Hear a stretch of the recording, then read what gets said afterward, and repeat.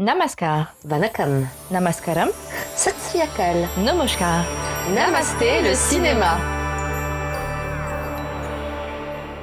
Nous sommes le lundi 24 octobre 2022 et voici les actualités du grand et du petit écran indien décryptées en exclusivité par Bolly & Co. Asma, quel sujet vas-tu nous présenter pour ce nouvel épisode? Cette semaine, je suis tombée sur une interview de l'actrice britannique Charitra Chandran. Son nom ne vous dit peut-être rien, mais son visage vous est en revanche forcément familier. En effet, Charitra est l'une des stars de la saison 2 de la série Phénomène, La Chronique des Bridgerton. Oui, la fameuse Edwina Sharma, elle est si jolie. Absolument. Dans un article qui lui est consacré sur le site MCE, on découvre que la comédienne a tenté sa chance au cinéma indien. Car oui, comme son nom l'indique, la belle a des origines indiennes, sa famille étant plus précisément native du Tamil Nadu. C'est vrai? Et elle a signé des projets? Non, car on peut lire dans l'article que Charitra pense être trop sombre pour Bollywood. Trop sombre? Oui, tu as bien entendu. Par ce biais, celle que Bridgerton présente comme le diamant de la saison pour sa beauté à couper le souffle, a vu les portes de Bollywood se fermer à cause de sa couleur de peau. C'est une blague? Malheureusement pas. Ça se confirme tant dans les grands films hindi, il est très rare de voir des actrices avec un teint sombre. Elodie, tu peux me citer une vedette féminine à Bollywood qui n'est pas la peau claire? J'ai beau réfléchir, mais je ne vois pas. Il y a bien Konkona Sen Sharma et Nandita Das qui me viennent à l'esprit, mais ce ne sont pas des actrices de cinéma mainstream. Exactement. On parle beaucoup de colorisme aux États-Unis, ou même pour des rôles destinés à des femmes afro-américaines, on va privilégier des métisses ou des personnes au teint plus clair. Mais en Inde, c'est une problématique encore plus ancrée. Comme je le disais, il suffit de regarder quelques films hindi pour se rendre rapidement compte que la plupart des femmes superstars ont la peau blanche. Le culte de la blancheur est totalement intégré dans les mœurs du pays, avec la promotion récurrente et par de grandes marques de cosmétiques comme L'Oréal ou Garnier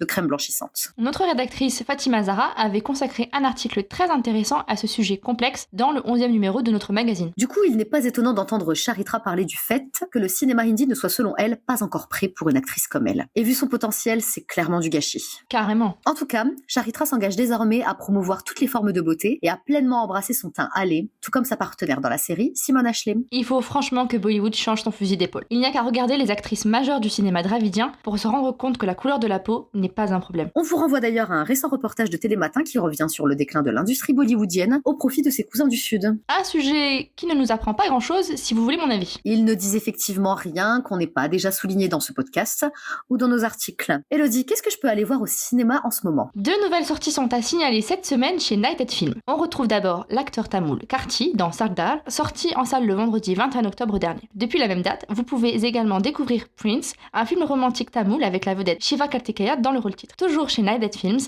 le blockbuster Ponniyin Selvan One entame sa 4e semaine d'exploitation, tandis que du côté de Friday Entertainment, on retrouve Vikram Vedha au cinéma pour quelques séances de rattrapage. Tout un programme. Et pour ceux qui ont écouté notre précédent épisode, nous vous parlions du film Kannada Phénomène Kantara. Et bien, pour les curieux qui nous suivent, sachez que le métrage bénéficiera d'une nouvelle séance exclusive au cinéma parisien Le Brady le 29 octobre prochain à 15h. L'opportunité pour quelques chanceux de le découvrir sur grand écran. En ce qui concerne la SVOD, le drame Telugu Amo est sorti le 19 octobre sur Prime Video avec la fabuleuse Aishwarya Lakshmi dans le rôle principal. Le métrage est sous-titré en anglais, mais c'est surtout un festival pour l'actrice Manvi Gagru puisqu'on la retrouve cette semaine dans 2 séries. La 3e saison de Four More Shots Please, le Sex and the City indien, sur Prime Video et la 3e saison de Tripling sur The5. Sorties toutes les deux le 21 octobre, les séries sont sous-titrées en anglais uniquement. Parlons projets à venir. Est-ce qu'il y a une bande-annonce qui t'a fait de l'œil, Elodie? Oui, enfin, qui m'a plutôt bien fait rire. Mais pas de la même façon que le rire de Profondienne provoqué par Adipuri. Oups.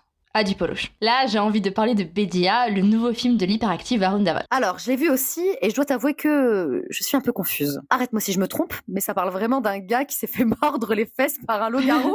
Absolument. Je sais, à première vue, ça a l'air d'être n'importe quoi. On a pas mal parlé ces derniers mois de Brahmastra, le dernier projet très coûteux d'Ayan Mukherjee, parce qu'avec son Astraverse, il change la donne pour les films de super-héros, un genre jusque-là peu exploité en Inde. Mais plus largement, c'est le domaine du fantastique qui est rarement approché par cette industrie. Alors oui, des films d'horreur sur des fantômes, il y en a énormément, mais sur des créatures magiques, tu en connais toi? Je ne suis pas sûre qu'on puisse rentrer Go Wagon dans cette catégorie. Mais dans le style comédie et fantastique, c'est déjà pas mal, non? Tu fais bien de parler de ce film, même si effectivement les zombies n'entrent pas dans la catégorie des monstres fantastiques. Avec Go Wagon, que je vous conseille, les réalisateurs Raj et DK ont été précurseurs d'un style nouveau en Inde, la comédie surnaturelle. En plus d'être le premier film de zombies en Inde, il est incroyablement drôle et percutant. C'est devenu culte et c'est sorti en 2013. Ça en dit long sur le parcours indien, notamment bollywoodien, dans le domaine. Et en 2022, il y a eu Bhol Bhulaiya 2, non? Oui, mais c'est encore un film qui parle de fantômes. Et j'écarte délibérément les fantômes de ma liste de monstres parce qu'ils ont été plus que surexploités en Inde. À mes yeux, le dernier gros succès populaire et critique dans le genre, c'est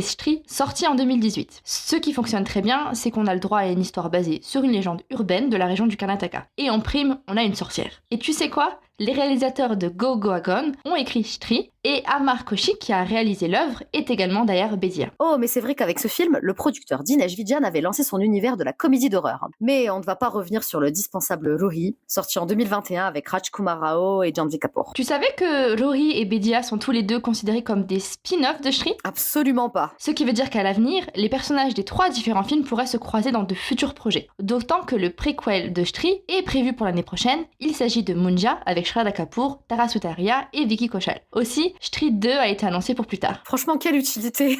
Oh, je suis méchante. Stri était une très bonne comédie horrifique, alors que je suis loin d'être fan des films d'horreur et tu le sais. Moi aussi. D'habitude, j'évite les films de ce style-là parce que même avec de la comédie, j'ai peur. Je sais, je suis fragile. Non mais c'est peut-être pour ça que Bedia me tente. Outre le fait qu'il s'agisse du premier film de loup-garou en Inde, l'horreur y semble quasi inexistante en réalité. Bon, au moins la 3D est moins horrible que celle d'Adipurush, qui est désormais notre baromètre de la médiocrité visuelle. Entre Brahmastra et Adipurush, je dirais que Bedia est pile entre les deux. Même si je ne suis pas fan des animaux en 3D. Je ne me remets toujours pas du taureau dans Kalank. Ou de l'autruche dans Padmavat. Oh mon dieu. En tout cas, contrairement à Rohi, Bedia reste assez simple dans son histoire. Un type se fait mordre, il se transforme les soirs de pleine lune et ça crée du drama autour de lui. Il cherche donc une solution pour redevenir humain. C'est un Teen Wolf sous en fait, et rien que pour ça, je suis curieuse de voir le film. Je sais que Varun Dhawan va se donner à fond quoi qu'il arrive. La musique aussi a l'air sympa. Dieu que j'aime entendre le timbre de Vishal Dadlani. Mais je m'inquiète surtout pour Kriti Sanon. Après l'excellent Mimi, qui lui a valu le Filmfare Award de la meilleure actrice, je commençais à espérer mieux de sa part, mais tous ses choix de films à venir sont vraiment discutables.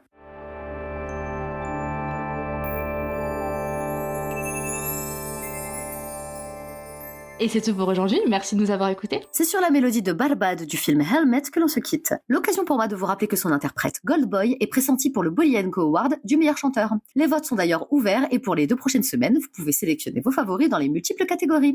बर्बाद प्यार विच दस केड़ा नहीं होया मेरा यार मेरा होके भी मेरा नहीं होया प्यार साडे विच कदे पूरा नहीं होया तू मेरी. Si vous aimez Namasté le cinéma, n'hésitez pas à nous soutenir en partageant massivement le podcast autour de vous. Et si vous avez des suggestions à nous faire ou des messages à nous transmettre, vous pouvez nous contacter par mail ou sur bolienco.fr. Nous serons ravis de vous lire. On se retrouve lundi prochain avec plus d'infos. Bonne semaine à tous. Et surtout, n'oubliez pas, Namasté, Namasté le cinéma.